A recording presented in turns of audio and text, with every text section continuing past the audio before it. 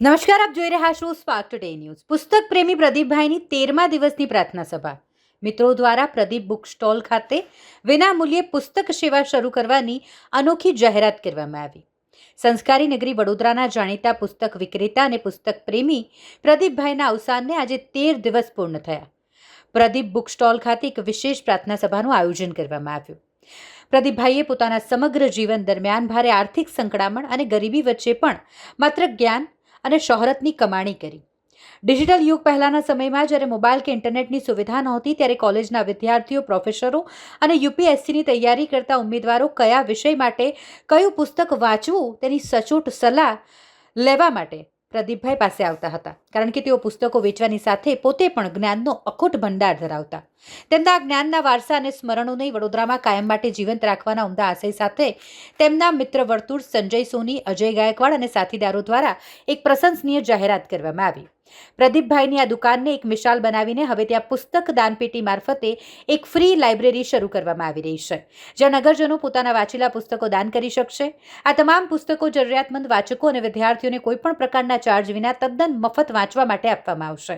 આજે 13મા દિવસની આ સભામાં એકત્રિત થયેલા સ્નેહીજનોએ પ્રદીપભાઈના આત્માની શાંતિ માટે પ્રાર્થના કરી, ગરીબોને ભોજન આપ્યું અને તમામ વડોદરાવાસીઓને આ જ્ઞાન દાનના મહાઅભિયાનમાં જોડાઈને પુસ્તકો દાન કરવા માટે अपील करी. नमस्कार बड़ौदा वासियों, मैं अजय गायकवाड़ प्रदीप का 1990 से सगे से भी ज़्यादा, भाई से भी ज़्यादा दोस्त हूँ और एक ही रूम में हम लोग रहते थे और उसने जो जो ज़िंदगी में प्रयास किए और प्रयत्न किए और स्ट्रगल किए, वो सब कुछ मैंने मेरे आँखों से और देखा है, अनुभव किया है.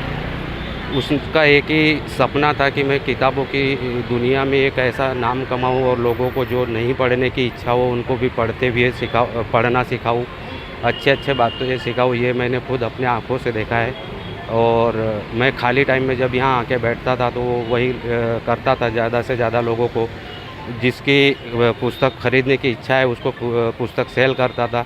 जिसको पढ़ के वापस देने की इच्छा है उसको पढ़ के वापस बोलता था कि अभी आप ले जाओ, पढ़ दीजिए, इतना डिपॉजिट दीजिए, बाद में जब आप पढ़ के वापस करोगे तो आपको इतना रिफंड हो जाएगा. और कई सारे मेरे सामने ऐसे भी लोग आए जिनके पास, जैसे कि यहाँ पढ़ने आए और उनके मम्मी पापा ने पढ़ने भेजा, लेकिन उनके पास में पैसे का स्रोत नहीं था या पैसा नहीं था. तब ऐसे भी कई सारे स्टूडेंट को उसने बुक्स दी कि तुम्हारे पास पैसे नहीं है, कोई बात नहीं, आप पढ़ने ले जाओ, पढ़ के वापस दे जाना. और इस तरीके से कई सालों से वो इस शॉप को चलाता था और कई सारी परेशानियां अपने जीवन में उठाने के बाद भी इस पुस्तक सिस्टम को उसने कंटिन्यू रखा और लोगों के दिलों में एक बहुत बड़ा मिसाल बन के रह गया. बहुत बड़ी इज्जत उसने अपने बड़ौदा वासियों के दिलों में बना दी.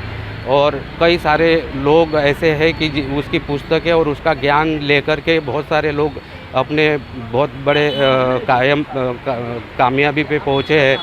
जो उनका सपना था, किसी का टीचर बनने का था, किसी का प्रोफेसर बनने का, ऐसे कई सारे उदाहरण हैं जो हमने हमारे आंखों से फुलफिल होते हुए देखा है. और आज भी वो लोग यहाँ पे वापस आकर के हमें बताते हैं कि मैंने ये भाई की पुस्तक पढ़ कर के ये बना, कोई बोल रहा है मैं इस भाई की पुस्तक पढ़ कर के ये बना. ऐसी इतनी बड़ी उसने लोगों के दिलों में जगह बना ली है कि आज भूल पाना मुश्किल है.